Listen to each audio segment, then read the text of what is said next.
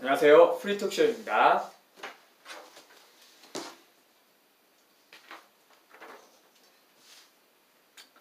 12.12 군사 쿠데타의 본질은 한마디로 하나의 쿠데타다. 박정희는 군 내에 자기 친위 장교 조직인 하나회를 만들었다.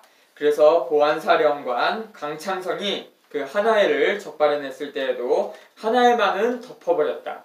하나회는 나치 히틀러 시절로 따지면 SS, 무장 친위대라고 할 수 있다. 1979년 11.19로 박정희가 죽은 후 유신 장당인 그 하나회가 쿠데타를 일으켰으니 이른바 1979년의 12.12 쿠데타이다. 박정희의 민주공화당, 공화당은 그 전두환의 민주정의당, 민정당으로 이어졌고 그 신한국당으로 그리고 한나라당으로 그리고 새누리당으로 이어졌다. 유신 잔당들이 2012년 일으킨 것이 12.19 선거 쿠데타이다. 1979년의 12.12 쿠데타와 2012년의 그 12.19 쿠데타의 그 두 사건 모두 온갖 불법 행위로 이루어진 내란 사태였다. 두 사건은 여러 가지 면에서 닮은 점이 많다.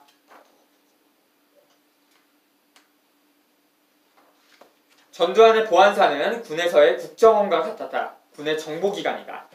즉, 그 전두환의 보안사가 도청과 감청, 정보 공작을 통해 1979년 12.12 쿠데타를 성공시킨 것이다. 물론 하나의 희화의 군의 물리력도 있었다. 2012년 12.19 쿠데타 역시 정보기관인 국정원이 동원되었고 보안사의 후신인 군 기무사, 경찰까지 모든 정보기관이 총동원되었다. 그 검색해보시면 그 김용판이 서울경찰청장이었잖아요. 근데 그 사람도 알고 보면 그 국정원 출신이라는 것을 알 수 있습니다. 김용판 전에 그 공소를 당해서 그 공소장에 보면 그 내용이 있습니다. 부정선거 공작의 일축을 담당했던 김용판 서울지방경찰청장도 국정원 출신이다. 2015년 7월 5일 이탈리아 밀라노에 본사를 두고 있는 IT 기업 해킹팀의 메인 컴퓨터가 해킹당해 그 내부 정보가 위키리크스에 공개되었고 이런 소식이 7월 7, 8일께 보안뉴스, 전자신문 등 IT 그 전문지를 중심으로 외신을 통한 정보 유출 소식이 전해지기 시작했는데 한국의 정보기관이 그 컴퓨터 프로그램을 해킹 프로그램을 구입했던 시점이 공교롭게도 2012년 총선과 대선을 앞둔 시점이었다. 그 또 공교롭게도 전자개표기의 K값이라는 게 그 더 플랜이라는 그 영화에서 나왔던 말인데요. 그 미분류표 쏠림 현상을 뜻하는 겁니다. 그 비정상적인 수치로 나오기 시작한 것도 2012년 총선 이후부터다. 전에도 제가 말씀드렸지만 2012년 총선부터 그 방송 3사가 이상하게 그 합동 출구조사를 했다는 것, 매우 수상한 점이죠. 방송 3사가 그 경쟁하지 않고 합동 출구조사로 했다는 거 그렇고요. 그리고 2012년 그 총선 때 보면 그 출구조사에서는 야권이 과반 압승하는 걸로 나와요. 그리고 새누리당은 127석 그 정도밖에 못 차지하는 걸로 나오는데 개표 초반에는 그 출구조사랑 비슷한 결과가 나오다가 개표 후반에 경합 지역들이 전부 다 뒤집어져서 그 새누리당이 결국 과반 압승을 합니다. 그리고 다음으로 넘어가겠습니다.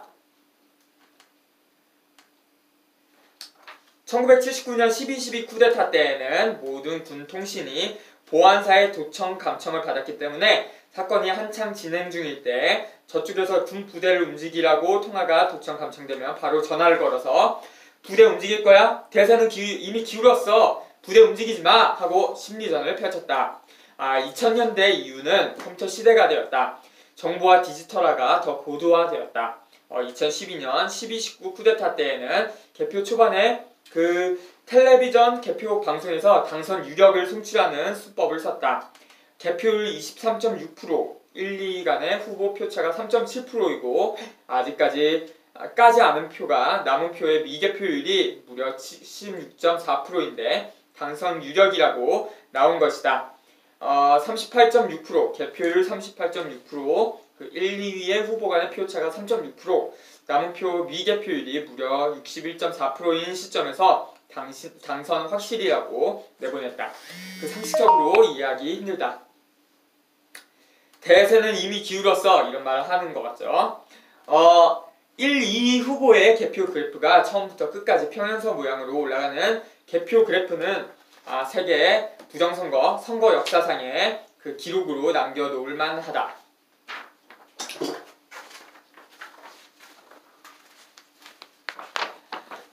많이들 보셨을 겁니다. 이렇게 그 평행선입니다. 개표 그래프가 이렇게 평행선으로 나온 겁니다.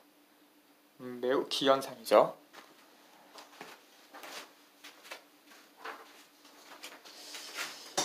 1, 2 후보의 개표 그래프가 그 처음부터 끝까지 평행선 모양으로 올라가는 그 개표 그래프는 세계 선거, 부정선거 역사상의 기록으로 남겨놓을 만하다.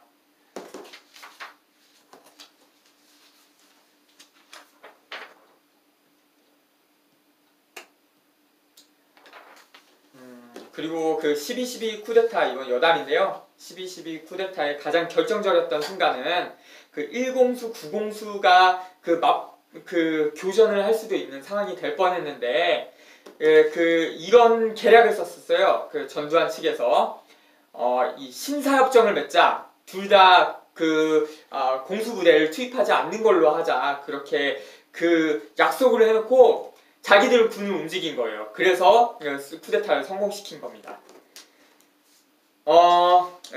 1979년 12.12 쿠데타는 당시 계엄사령관인 정승화 대장, 육군 참모총장을 체포하기 위해 벌인 작전이었다. 그런데 이 쿠데타에서 아주 특이한 현상이 있었다. 계엄사령관을 체포하려면 대통령의 재가가 필요한데 미리 체포를 먼저 해놓고 사후에 대통령의 재가를 받은 것이다. 즉 말하자면 불법 연행, 납치를 한 것이다. 2012년 12.19 쿠데타 때에는 해당 투표구의 개표 결과가 개표 방송으로 이미 먼저 나가고 난 후에 지역선관위원장이 개표 결과를 공표하는 기현상이 일어났다.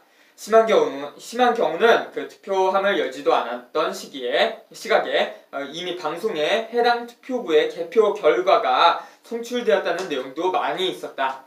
그러니까 뭐냐면요, 카메라를 비춰드리고 싶은데, 투표함을 열지도 않았는데 개표 결과가 나왔다는 거예요. 투표함을 열지도 않았는데 개표 결과가 공표된 걸로, 그리고 방송사에까지 송출된 걸로 그렇게 내용이 나온 거예요. 어디서 나왔냐면 그 중앙선관위에서 공개한 정보에서 그렇게 나온 겁니다. 이것은 컴퓨터 개표기의 실시간 전송 기능 때문인 것으로 보인다. 중앙선관위는 전자개표기의 실시간 전송 기능 존재를 부인한다. 근데 또 중앙선관위의 그 내부 공문에는 실시간 전송 기능이 또 있습니다. 한번 읽어보죠. 뭐라고 돼 있냐? 그 분류 결과의 실시간 전송, 분류 결과를 인터넷 전용망을 통하여 그 중앙선관위 서버로 전송될 수 있어야 함. 그 운영 프로그램 납품 시에는 전송 기능이 있는 프로그램과 없는 프로그램을 각각 납품하여야 함. 참 그렇죠. 투표지 실시간 전송 기능을 넣으라는 내용이었고요. 그리고 다른 것도 하나 보여드리겠습니다. 그 중앙선관위의 개도공문, 그 선거 소식이라는 게 있는데요.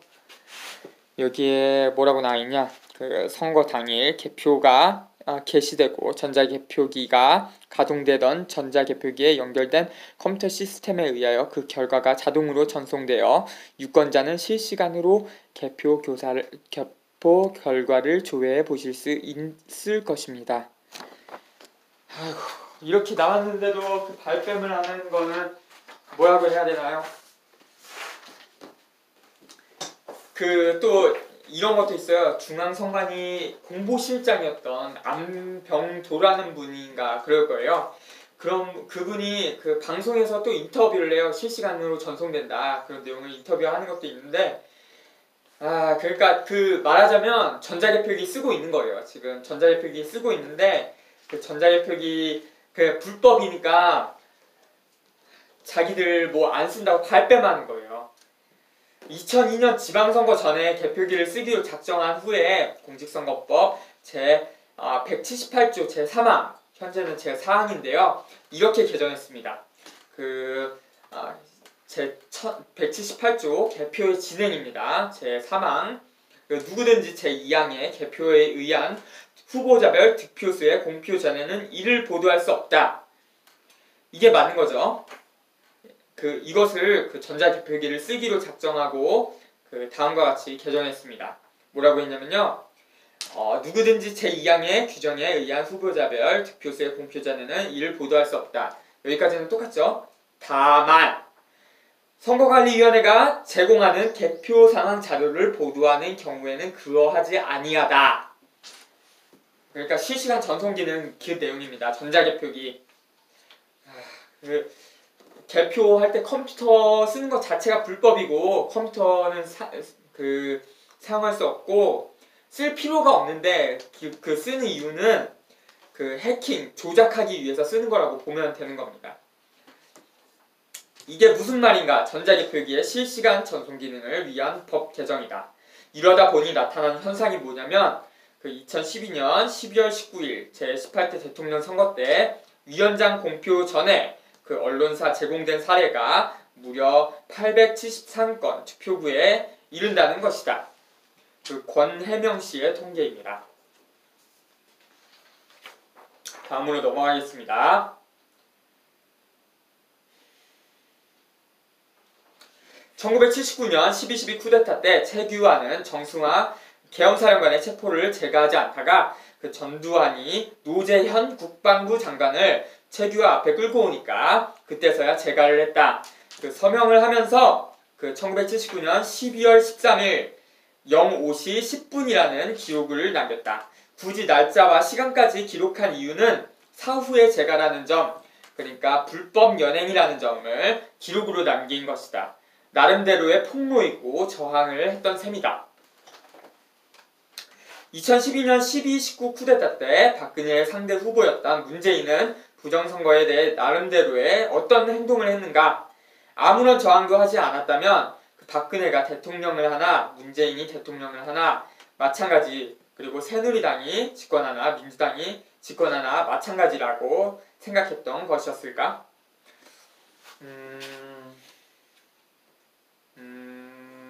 2017년에 문재인이 결국 대통령이 되고 나서 특이한 행동을 하나 하기는 했다. 미국 백악관에 가서 백악관 방명록에다가 자기를 대한미국 대통령이라고 적어놓았던 것이다. 치매에 걸린 영감처럼 정신없이 적어놓은 것이 아니었다면 나름대로의 대단한 폭로를 한 것이다. 대한미국 대통령 문재인.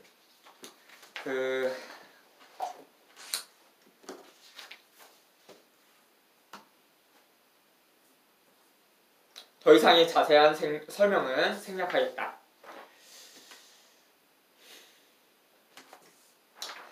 12.19 쿠데타 이후에도 여전히 대법관이 중앙선관위 위원장을 하고 있고 불법 전자개표기를 계속 쓰고 있고 3.15 부정선거 이후 폐지되었던 사전투표까지 2014년 1월 17일에 부활했다.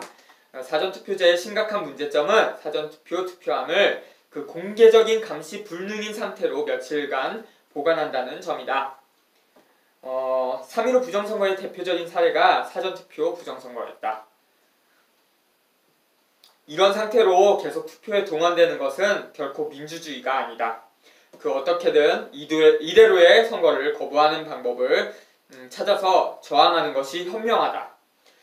그리고 또 하나의 12.19 쿠데타는 2014년 12월 19일 통합진보당 강제해산이라는 사법 쿠데타다.